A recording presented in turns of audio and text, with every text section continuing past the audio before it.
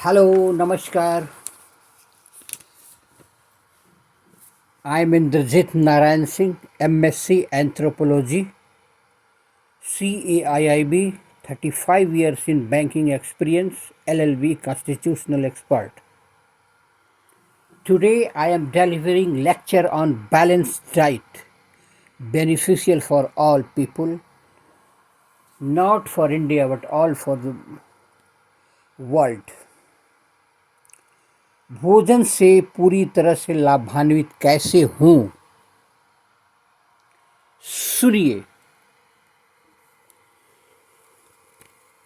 मूल समस्या मात्र भोजन बनाने, उसके सुस्वादी होने तथा पच पाने से कहीं परे की चीज है। मूल समस्या तो भोजन के पोषण गुण से अभिवर्धन की है। उदाहरण के लिए कहे कि अत्यधिक पकाने से या तेल अथवा घी में किसी वस्तु को तल देने से उसका पोषण तत्व नष्ट हो जाता है। इसके साथ ही यह भी आवश्यक है कि आप पोषण को ध्यान में रखकर अपना भोजन चुनें। आप किसी भी गांव में चले जाइए, औरतें कंडे या लकड़ी के ईंधन के चूल्हे पर खाना पकाती मिलेगी। ठीक है, अभी गैस का भी प्रयोग हो रहा है।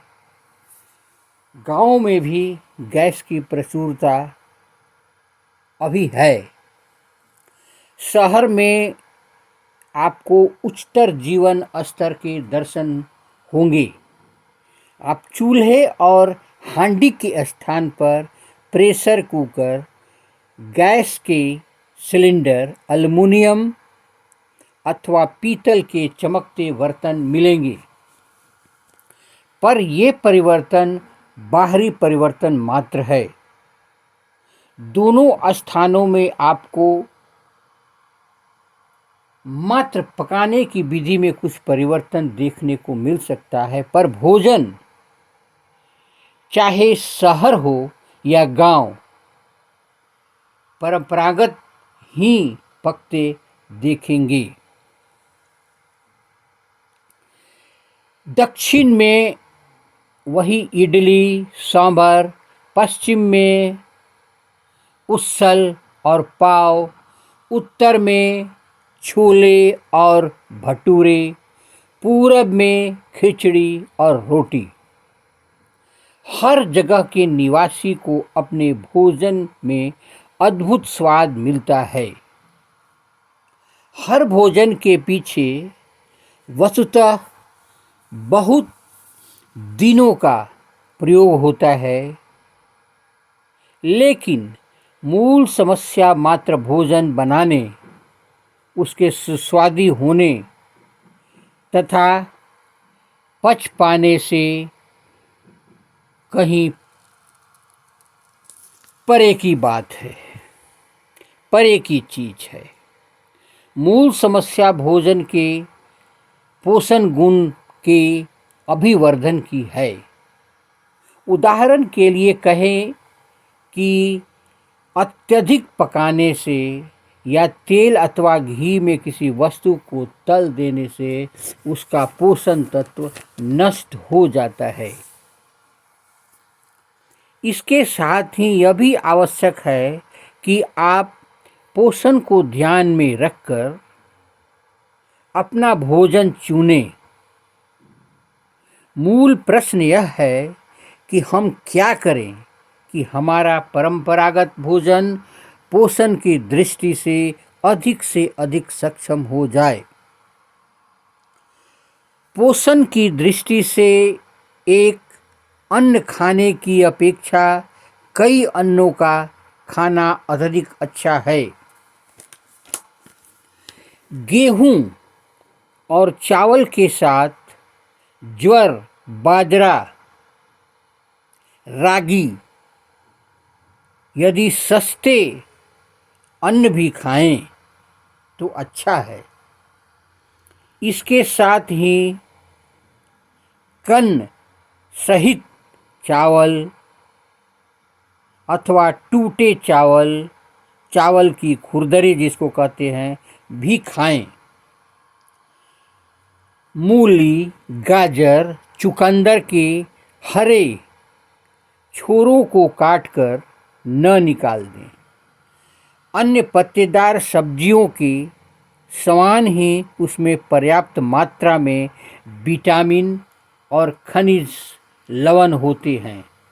क्योंकि वे हरे होते हैं, उसमें क्लोरोफिल होता है और क्लोरोफिल हमारे ब्लड को प्यूरिफायर का काम करता है, बहुत सारी विटामिनों को शरीर में प्रवेश कराता है।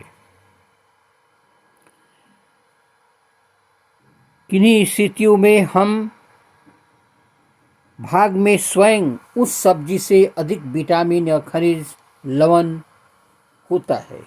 बैगन, भिंडी और कुछ सब्जियां ऐसी हैं जिसमें पोषण तत्व बहुत कम होता है।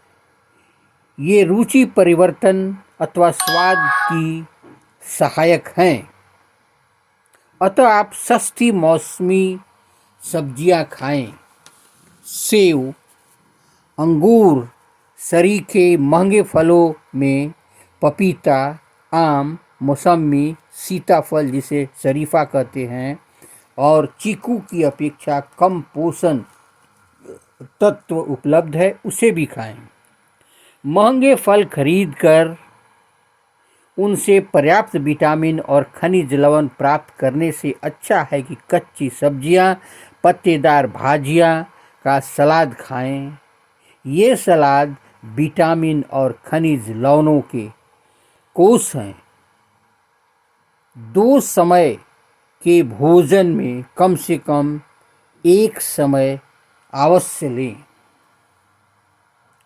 बात इतने ही समाप्त नहीं हो जाती। कभी कभी हम एक से अधिक सब्जियां मिलाकर तरकारी बनाते हैं। पोषण की दृष्टि से एक अच्छी बात है।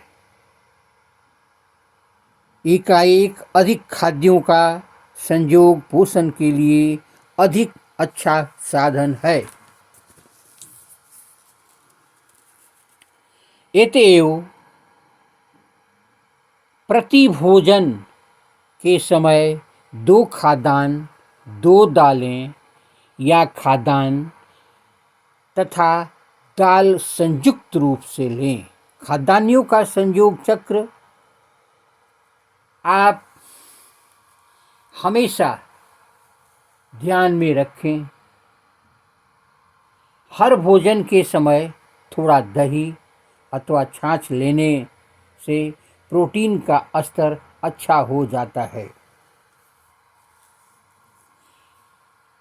पकाने के कुछ विटामिन बड़ी जल्दी नष्ट हो जाते हैं, अतः इसे पीसकर चटनी बनाकर खाना या सलाद गाजर, प्याज, टमाटर, मूली, चुकंदर, पुदीना, इमली की पत्ती, नारियल आदि खाना अच्छा होता है। चावल मात्र उतने ही पानी में पकाएं जो चावल पकते समय उसी में आत्मसात हो जाए। चावल का माड़ निकाल देने से पोषक गुण समाप्त हो जाते हैं। सब्जी भी मात्र उतने ही पानी में पकाएं जिससे खप जाए। पानी जलाने की दृष्टि से अतिरिक्त उबालने से सब्जी का पोषण तत्व कम हो जाता है, समाप्त हो जाता है। हरी पत्तियों वाली भाजियों में स्वतः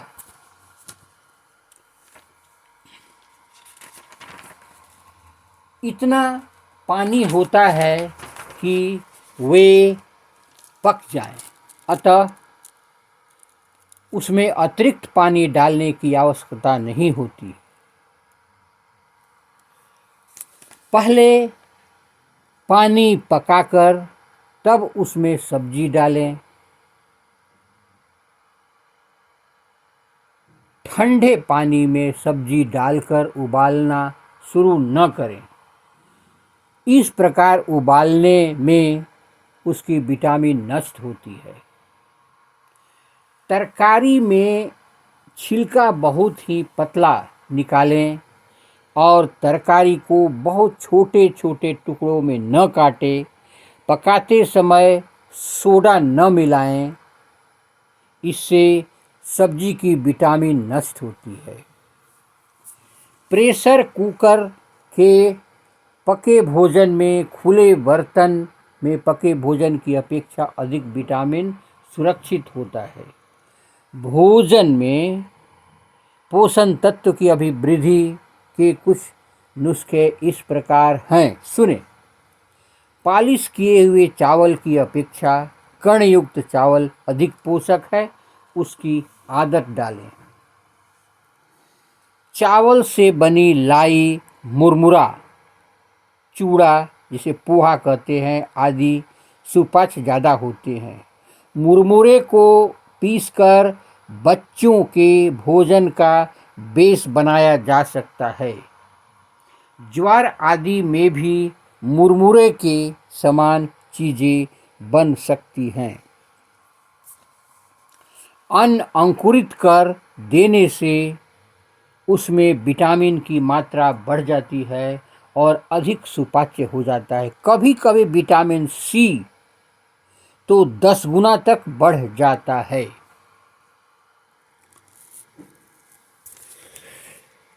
डोसा, इडली, अप्पम, ढोकला आदि बनाने में खमीर उठाया जाता है। खमीर उठाने से विटामिन की मात्रा कई गुना बढ़ जाती है। खाद्य पदार्थों का लौह अंश आसानी से उपलब्ध हो जाता है। प्रोटीन और स्टार्च भी सुपाच्य हो जाता है। शरीर के लिए कैल्शियम भी बड़ा उपयोगी है। उसकी उपलब्धि के लिए भी व्यक्ति प्रयत्नशील रहता है। परंपरा अच्छी चीज़ है, स्वाद भी आवश्यक है, पर सबसे महत्वपूर्ण भोजन है कि पोषक तत्व को नष्ट होने न दें। आपने अभी प्राकृतिक चिकित्सा से संबंधित पोषक तत्व के बारे में सुना। आप मेरे चैनल को लाइक करें और सब्सक्राइब करें ताकि मैं डॉक्टर ऑफ नेचुरोपैथी थेरेपी की ओर से संप्रेषित लेख प्रस्तुत कर सकें। धन्यवाद।